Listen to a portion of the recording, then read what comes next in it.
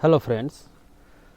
तो आज एक स्टॉक को हम लोग डिटेल्स में एनालिसिस करेंगे और उसके साथ साथ आप तीन जो स्टॉक अच्छा खासा एक ब्रेकआउट दिया है और उसको वॉल्यूम भी अच्छा खासा हुआ है, तो उसको भी थोड़ा सा आप लोगों के साथ शेयर कर देंगे। ओके, चलिए स्टार्ट करते हैं। तो स्टॉक का जो मैंने डिस्कशन करेंगे पहले, ये है TTML। देखो TTML में क्या किया स्टॉक ने, एक अच्छा खासा अगर प्राइस एक्शन देखें, स्टॉक एक अच्छा खासा अप रैली में था, होने के बाद फिर इसको ब्रेक करके नीचे आया, नीचे आने के बाद थोड़ा बहुत कंसोलिडेशन करके फिर एक स्टॉक एक अप ट्रेंड में चल गया। ओके, तो स्टॉक अप ट्रेंड में है, होने के बाद ये देखो एक अच्छा खासा ब्रेकआउट भी दिया है। ये क्या है, ट्रायंगल पैटर्न बनाया है और एक रेंज भी बनाया है। और रेंज का टाइम पे देखो, वॉल्यूम देखो, बाई वॉल्यूम को अगर आप स्टडी करेंगे रेंज का टाइम पे, अगर बाई वॉल्यूम को स्टडी करेंगे, देखो मैं अगर प्राइस एक्शन को ट्रैक करता हूँ तो उसके साथ थोड़ा वॉल्यूम को ट्रैक करते हुए आपको पता है, क्योंकि वॉल्यूम बहुत सारा देखो, ये एक बाई वॉल्यूम देखो, बाई वॉल्यूम, बाई वॉल्यूम, ये है बाई वॉल्यूम। आज जो ब्रेकआउट किया है इसका वॉल्यूम भी देखो। हाँ, हो सकता है कि एक कॉल है तो ये आके रिट्रेस लेगा, रिट्रेसमेंट लेके फिर ऊपर जाएगा। ओके, ऐसा नहीं है कि या तो फिर ये भाग जाएगा कल धाई धाई करके, नहीं तो फिर आपका बाय करने के बाद ये थोड़ा सा कंसोलिडेट करके फिर जाएगा, है ना। प्राइस ब्रेकआउट दे दिया, इसके तो सबको दिख लिया, सब दिखा दिया कि ये ब्रेकआउट दे दिया। अब ब्रेकआउट देने के बाद प्राइस थोड़ा सा नौटंकी भी कर सकता है, लेकिन आप अगर यहाँ पे एसएल देके, ये जो स्विंग है यहाँ पे एसएल देके यहाँ पे थोड़ा सा रिट्रेसमेंट करने के लिए वेट करके उसके बाद अगर बाई करते हो तो आपको एक फ़ायदा दे सकता है ये स्टॉक। और ये स्टॉक का अगर ये है, टेक्निकल एनालिसिस कर लिया हमने, वॉल्यूम भी अच्छा खासा है, प्राइस सेक्शन भी अलग अच्छा खासा है, एक चार्ट पैटर्न बनाया, चार्ट पैटर्न बना के प्राइस ने ऊपर जो गया है। ओके, और ये 50 ऐसे में है, हम यूज करते हैं, इसका ऊपर भी प्राइस चल गया, तो हो सकता है ये अपकमिंग डेज में और भी अच्छा खासा रैली दे सकते। ओके, ये गया हमारा बेसिक एक मतलब टेक्निकल एनालिसिस। इसके साथ अगर हम थोड़ा, आपको तो पता है हम क्या मार्ज करेंगे, हम मार्ज करेंगे मेरा जो छोटा सा फंडामेंटल टेम्पलेट, उसको यूज करेंगे TTML।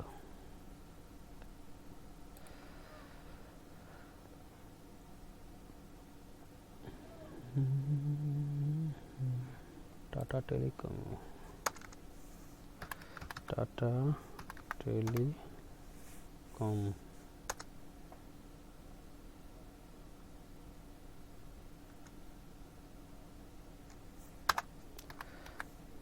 टेलीकम्युनिकेशन,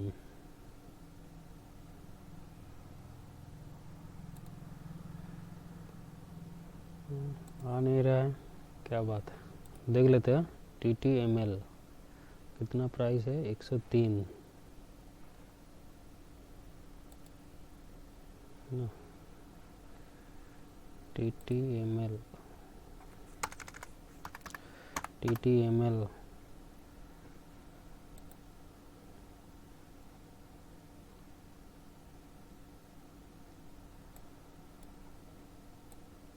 अच्छा, क्या हुआ, ये जीरो था पे एक रिजल्ट दिखा रहा है, और आपका ट्रेडिंग व्यू में इसका देखो चार्ट पैटर्न एक अलग है। इसका प्राइस देखो, यहाँ पे 103 दिखा रहा है और यहाँ पे देखो 105 दिखा रहा है, क्या बात है। इसको रिफ्रेश करते हैं ना, सही था, जो भी है इसको ब्रेकआउट दिया है। और इसका अगर आप जाके फंडामेंटली चेक करेंगे, ये देखो इसका रेवेन्यू भी ग्रोथ है, प्रॉफिट थोड़ा सा ग्रोथ कम हो गया, लेकिन इसका रेवेन्यू ग्रोथ हो रहा है, प्रॉफिट कांस्टेंट ग्रोथ नहीं हो रहा है, प्रॉफिट एक जगह में कांस्टेंट कर गया, पी भी ठीक ठाक जगह में है। और एक जो बात है, अगर सेक्टर को जाकर देखेंगे तो नेक्स्ट जो जनवरी का जो 16 to 31 गया है, उसका अगर API डाटा को आप देखेंगे, देखो टेलीकम्युनिकेशन सर्विस में ना अच्छा खासा एक पैसा घुस रहा है। टेलीकम्युनिकेशन सर्विस में देखो एक अच्छा खासा पैसा घुस रहा है। ओके, तो टेलीकम्युनिकेशन सारे जब सेक्टर में पैसा घुस रहा है और स्टॉक में भी अच्छा खासा रैली दिखा रहा है, ब्रेकआउट दे रहा है, तो हो सकता है कि नेक्स्ट मूव यही स्टॉक दे दे, है ना।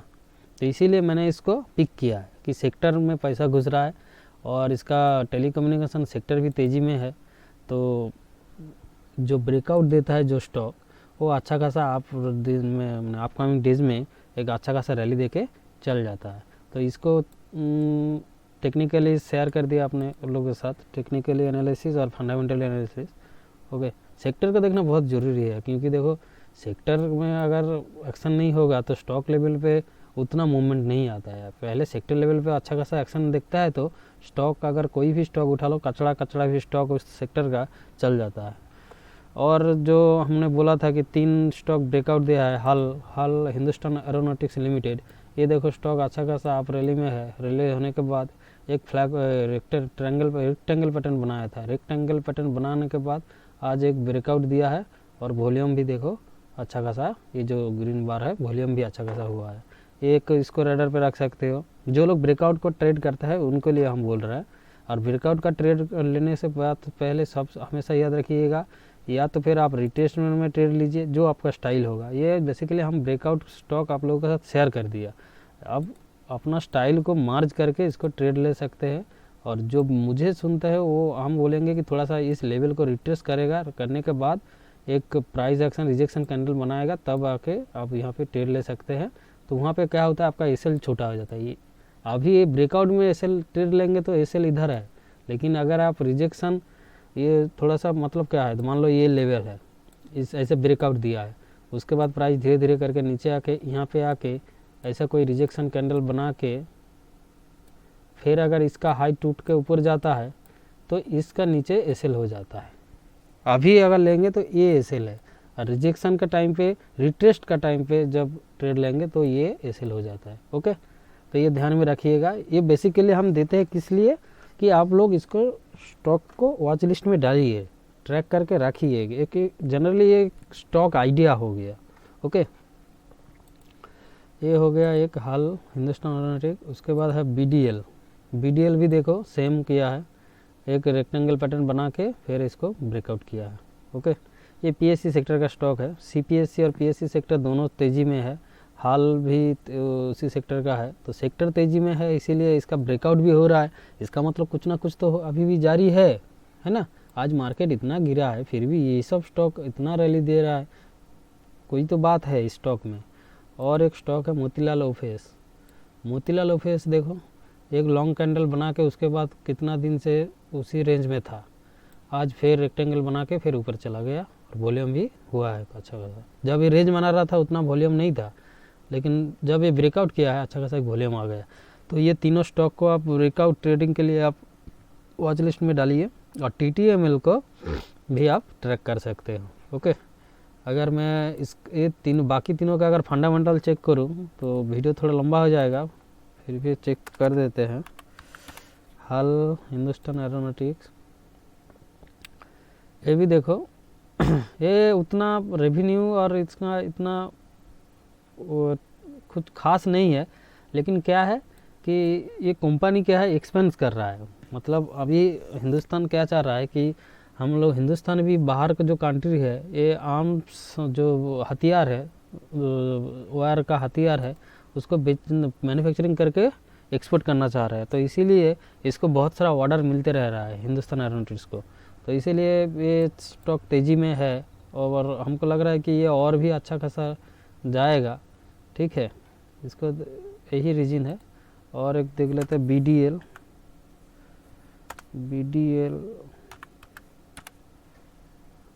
देखो क्या है ना, हर सेक्टर का अलग अलग फेज आता है। जब अभी का जो फेज है ना, अभी PSU, PSC या CPSC मैंने गवर्नमेंट रिलेटेड, जो गवर्नमेंट का स्टेक जिस कंपनी में ज़्यादा है वो सब कंपनी अभी बहुत अच्छा खासा रैली दे रहा है। अब अगर थोड़ा सा देखेंगे, बहुत अच्छा खासा एक तेज़ी के देके चल जा रहा है।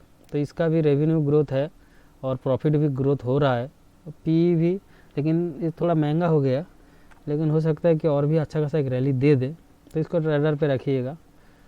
और लास्ट जो है मोतीलाल ओफेस, मोतीलाल ओफेस,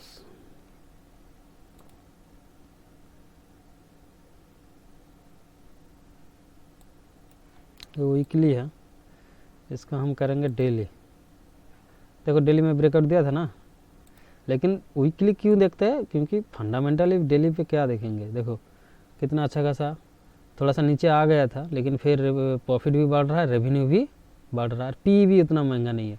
अगर बोले तो हमको सबसे अच्छा लगा मोतीलाल एफएस, है ना, ये जो ब्रेकआउट दिया है, ये मोतीलाल एफएस हमको सबसे अच्छा लगा। ओके, तो मोतीलाल एफएस को आप ले सकते हो।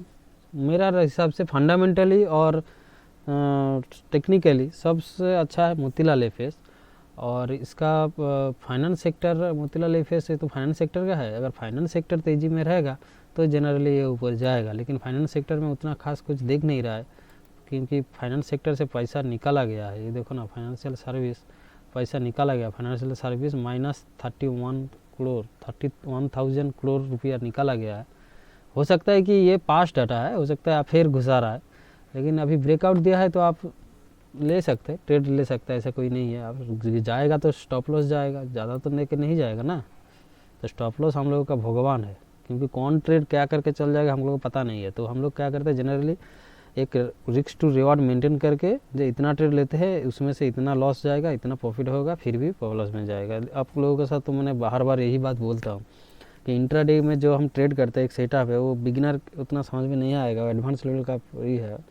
तो वो मैंने जो यूज़ करता हूँ उसको क्या है 45% उसका सक्सेस रेट है, 45, ओनली 45। रिस्क टू रिवॉर्ड क्या रखिए 1:3 से लेके 1:4 तक, तब जाके मुझे प्रॉफिट मिलता है। ओके, तो इसको देखिए, ये 4 स्टॉक को रडर पे रख के आप कैच करिए। अगर नेक्स्ट वीक के लिए बाय या कल अगर इसमें अगर रिटेस्टमेंट आता है, ये आता है तो आप एंट्री करिएगा, तो अच्छा खासा रैली आपको मिल सकता है। Okay, bye.